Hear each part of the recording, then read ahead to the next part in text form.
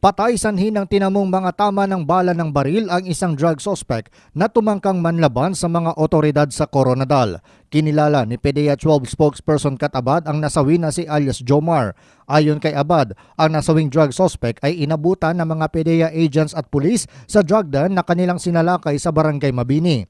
Siya, ayon pa kay Abad, ay supplier ng illegal na droga ng nakatakas na may-ari ng drug den at target ng kanilang buy-bust operation na si alias Rico. Nakuha ng mga otoridad sa suspect ang isang 45 pistol at granada. Ayon kay Abad, hinuli rin ang umano'y bisita sa drug den na si alias Denver, 30 anyos na magsasaka. Nakumpiska ng PDEA at PNP sa drug den ang 7 mga sachet ng suspected shabu na nagkakahalaga ng higit 102,000 pesos at drug paraphernalia. Ang inarestong drug den visitor ay nakakulong na sa pasilidad ng PDEA 12 sa Coronadal. Siya at ang nakatakas na drug den owner ay nahaharap sa kasong paglabag sa Comprehensive Dangerous Drugs Act. Dugay na siya na monitor sa team natin sa South Cotabato. Muni nga na-urge kita nga mag-conduct sa operation kahit may mga reklamo na rin from community nga aning area niya dere known nga sa community nga nagabaligya sa illegal na droga. Si PDEA 12 spokesperson Kat Abad.